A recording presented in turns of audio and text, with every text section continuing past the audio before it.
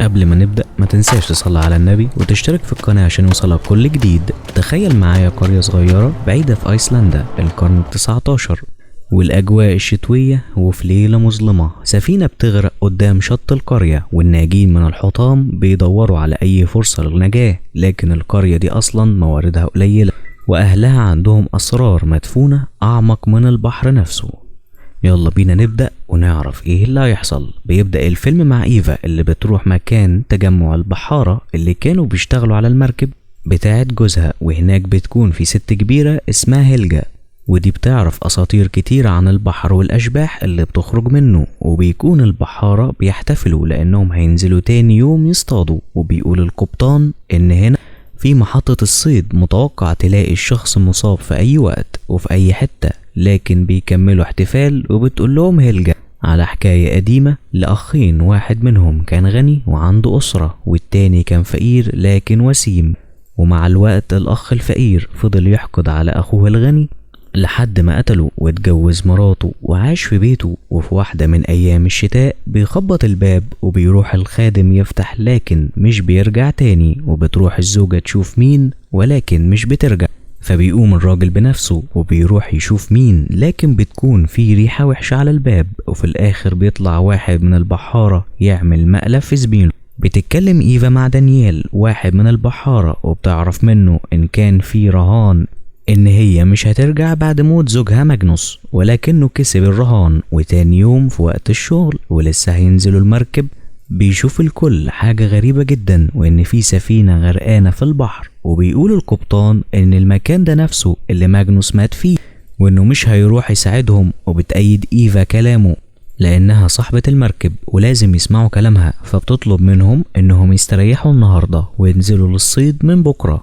وبعد ما الكل بيمشي بتلاحظ إيفا إن في حبل شكله غريب، ولما بتسحبه بيفضل مكمل معاها لحد ما بيخرج برميل كبير مليان. ولما بتاخده للقبطان بيعرف ان الاكل اللي فيه كويس جدا، وبتطلب ايفا منه انه يبحر حوالين السفينة المحطمة وياخد البراميل اللي وقعت منه واي حاجة ذات قيمة كبيرة.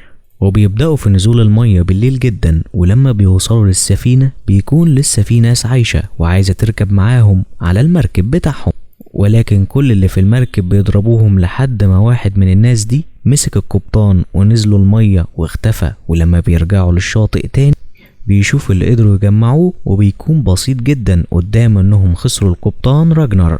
تاني يوم بيخرجوا للشغل، لكن بيلاقوا جثث الناس اللي على الشط، وبيلاقي واحد من البحارة ساعة في جيب واحد منهم، ولكن إيفا بتأمره يرجعها، وبيشيلوا الجثث وبيحطوها في الكفن.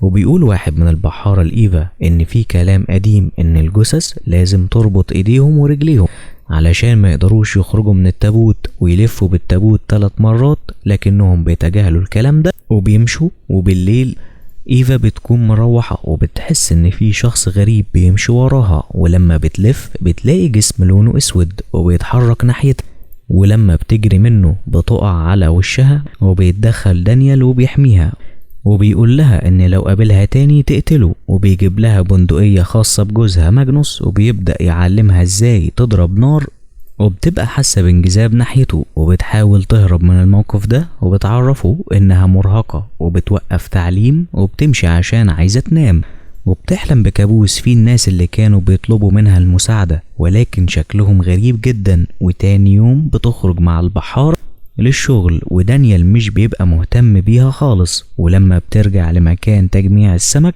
بتلاقي حاجة غريبة، وبتقول لها هيلجا ان ده عمل علشان يبعد الدجرز، لان هم نوع من الاشباح عنده لحم ودم ولكن سمه بيملاك كراهية. وبتشوف ايفا صورة مرسومة لشكل وش الدجر، وبتسمع صوت البحارة رجعوا وبيكون معاهم كمية كبيرة من السمك، وده بيفرحهم جدا وبيحتفلوا طول الليل. لكن في نهاية الاحتفال بتشوف إيفا جسم شكله غريب وبتبقى خايفة منه جدا، وبيلاحظ كل الموجودين حالتها حتى هيلجا، واللي بتفهم انها شافت الدراجر. وبتروح تتكلم مع إيفا وبتقول لها ان الدراجر ده مش هيتوقف غير لما يقتلنا كلنا، والحل الوحيد قتله بالنار.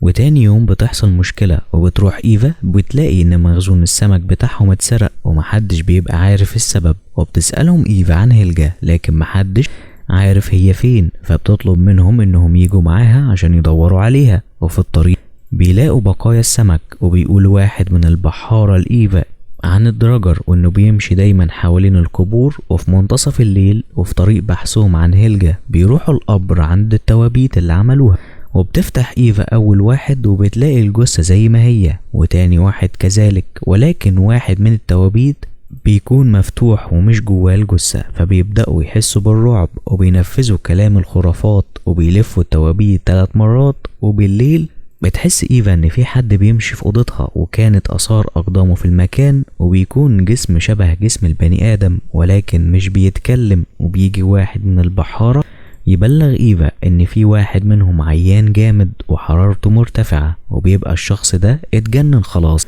وبيحاول إنه يقتل دانييل. فبيقتلوا واحد من البحارة التانيين، وبيقول دانييل لإيفا إن هو سمع وشاف حاجات غريبة الفترة اللي فاتت، ولكنه متأكد إن البشر ممكن يعملوا أكتر من كده. وتاني يوم برضه بتلاقي إيفا آثار أقدام في الأوضة وفي شخص واقف بعيد، لكن بيدخل واحد تاني من البحارة وبيقول إن دانييل حرارته مرتفعة وعنده إصابة في دماغه. تروح إيفا عشان تعالجه وتخيط الجرح، وبتعرف من زميله إنه سمع صوت كلب البحر وأكن عايزه يصطاد، لكن الضباب زاد. وبيرجع دانييل للمركب بسرعة وهو خايف، واتزحلق وقع على دماغه، وظهر من وسط الضباب شخص جسمه طويل ولكنهم هربوا منه.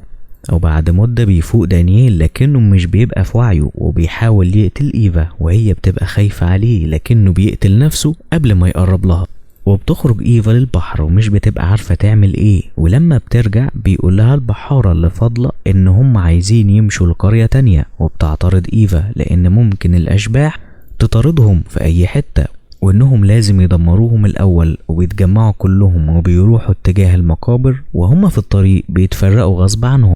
وبتشوف إيفا واحد من البحارة وهو بينط في التلج، وبتروح تطمن عليه لكنه بيكون مات خلاص. وبتلاحظ إيفا جسم شكله غريب وبتقرب منه بحذر، وبتبقى على وشك تقتله لكن بتتفاجئ انه مش بيتحرك. ولما بتقرب منه بتكتشف انها هيلجا. ولما بترجع تاني للمكان اللي بيتجمعوا فيه بتقرر مع البحارة اللي فاضلة انهم يسيبوا المكان بسرعة، لكن بعدين بتحس في خطوات فوق سقف البيت وبتستخبى تحت الترابيزة، وبتاخد معاها السكينة وبتشوف رجل شخص واقف في الأوضة وبيقرب عليها. ولما بيسمع صوتها وفجأة بيحاول الدراجر انه يهاجمها، لكن البندقية بتكون جنبها وبتستخدمها إيفا وبتقتله.